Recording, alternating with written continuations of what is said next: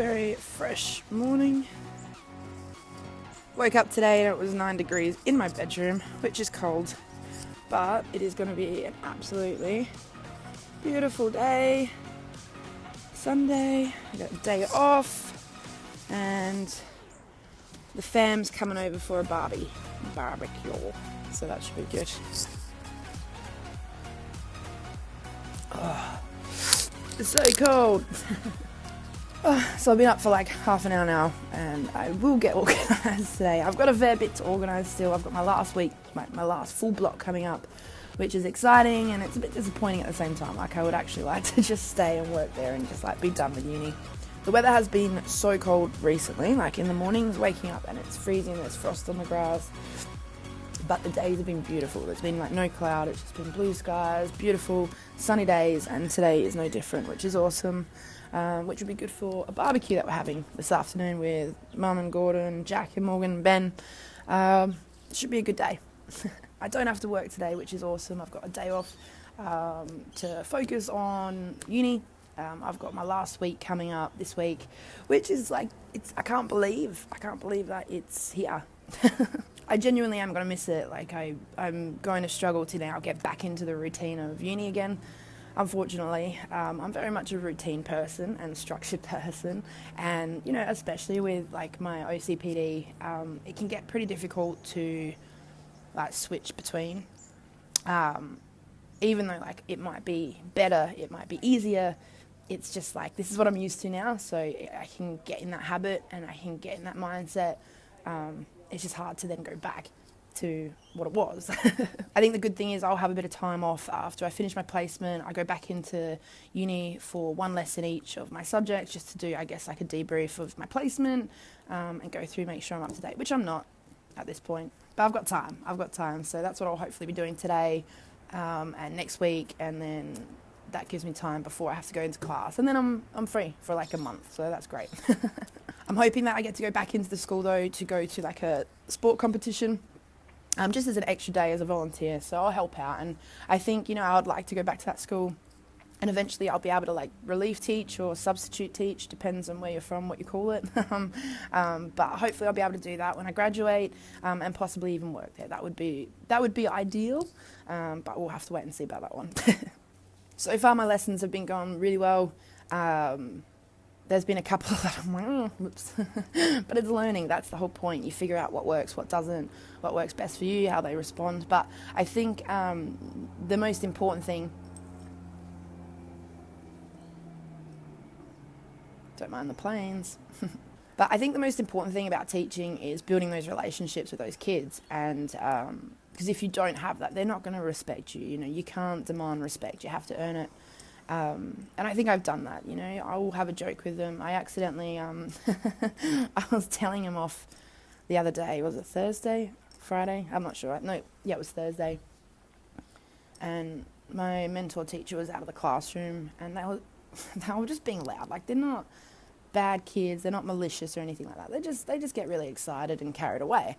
And I was like, all right, guys, like, you know, bring the volume down. It's too much. And one of them made this funny joke, and I laughed. It's like,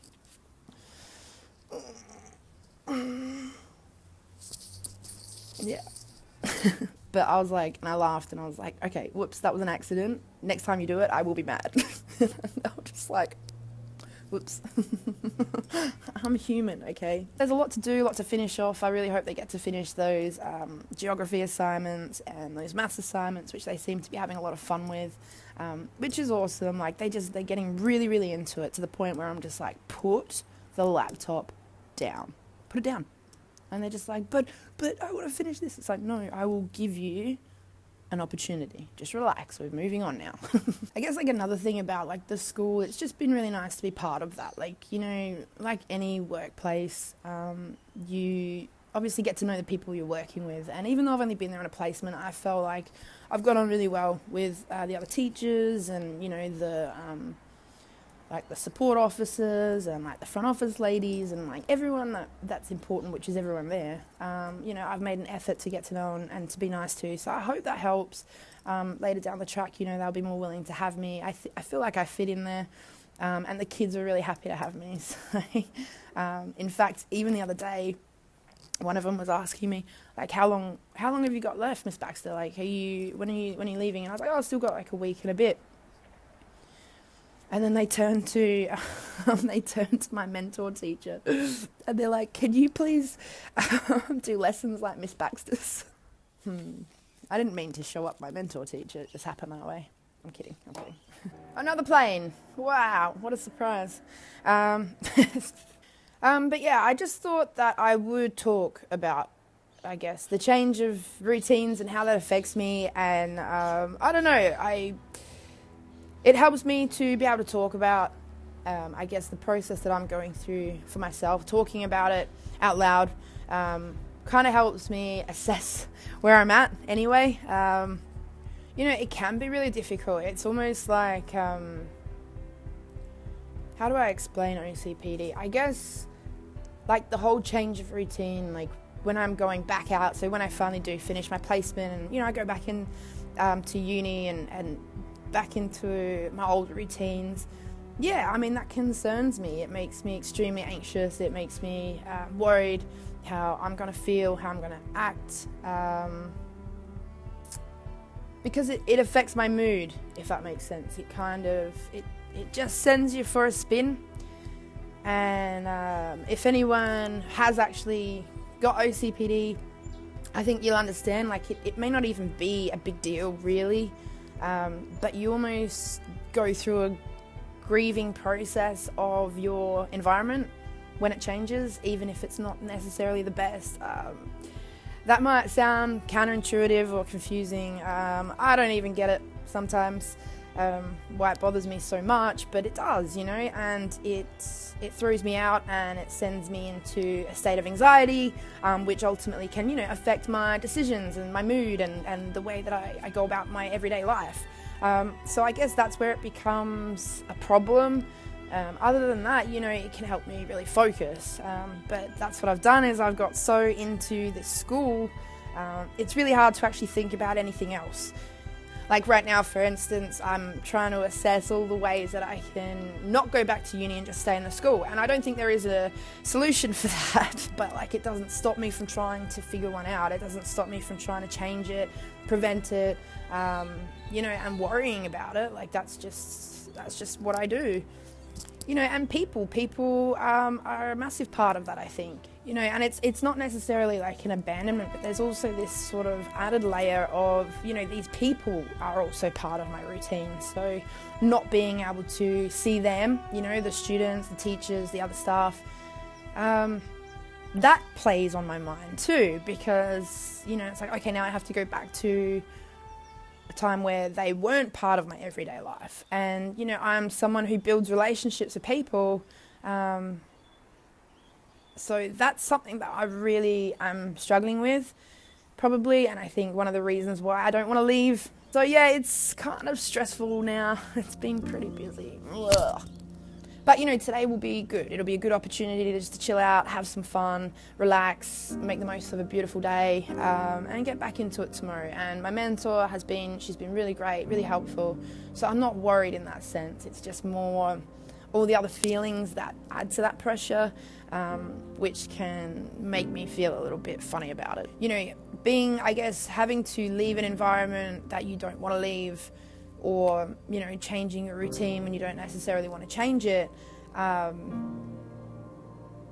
it's this sort of like lack of control, which is a massive thing with OCPD. It's about, you know, trying to make sure you're in control of your environment, because if you're in control of your environment, then you sort of can expect what's going to happen and how you're going to deal with that, how you're going to approach that. It's the things that you don't account for that really throw you, and, you know, and that lack of control is something that obviously can be huge. Like, it can have a massive impact, and it can, you know, really affect me. And, you know, unfortunately that ultimately affects, you know, things around me and my performance when it comes to job, or, you know, how much I can be motivated to spend time with friends or give them, you know, my words of wisdom or whatever, you know, conversation, my focus, my attention. That's really difficult for me to do. I think it is important for me to talk about, and I'm happy to be open about it, because, you know, maybe there is someone who's going through the same thing and doesn't understand why they absolutely freak out when, you know, their routines change, or why they get upset, you know, when something doesn't go to plan, to the point where, you know, you can't function. That's, there's a good chance that could be OCPD. But, you know, you're not alone, and, you know, there are ways to manage it. I guess that's what I do. I spend my time self-regulating, and YouTube, my vlogs, that's just one way of me helping myself, as I said, to reason with it, to understand it, to think about it, and to, I guess, come up with the best solution or the best way for me to move forward, and hopefully in a positive way. Because that's the hardest bit. It's not the rational decisions, it's just the fact that you can't make those rational decisions because there's so much emotion or anger or stress or anxiety involved in that scenario, or, you know, involved in that solution. And that affects you. You know, it can make you physically unwell, it can make you not sleep, make you not eat, it can make you angry and short-tempered. And by you, I mean me. So... You know, but I'm okay talking about it. It helps me, and hopefully helps somebody else.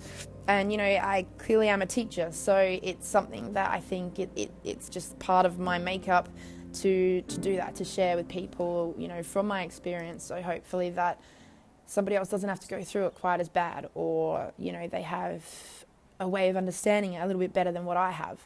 And isn't that humanity anyway? Like, we're just, you know, writing more books, putting up more web pages and information on the internet, so that the next generations, they've got, you know, everything at their fingertips. They don't have to go back to the beginning to work it out. They've got it right there in front of them. And that's why every generation, I think, does become more intelligent, because they've already got it. They just have to read it or learn it. And so I can help in that way, you know, make sure I'm providing the right lessons and the right opportunities, and the right conversations for these kids to have. Anyway, I guess I should probably leave that one there. I'm happy to talk about it more if you guys are interested. You know, there's a range of videos I do. I'm very aware of that. So I understand some people might not be interested or give a shit, and that's absolutely fine. You don't have to. You're not the one dealing with it, and that's cool. Good for you. But I think, you know, knowledge is power, and it gives you just the best opportunity in life to succeed. And so why not share our experiences, our problems, our trials, our tribulations, and learn from it. You know, that's life, and I think it's an extremely important part of life. So thank you to those who are listening and have made it to this point. I really hope I can do a vlog today, another vlog today.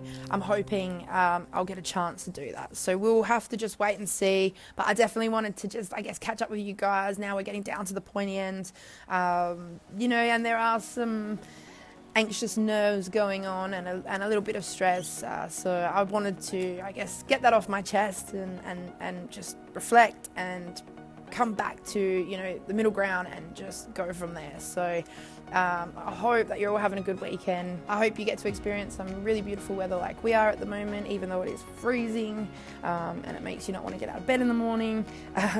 It's a beautiful day today, so I'm pretty happy with that. And I will catch you guys very, very soon, hopefully, for my next vlog. So until then, take care of yourselves and peace out.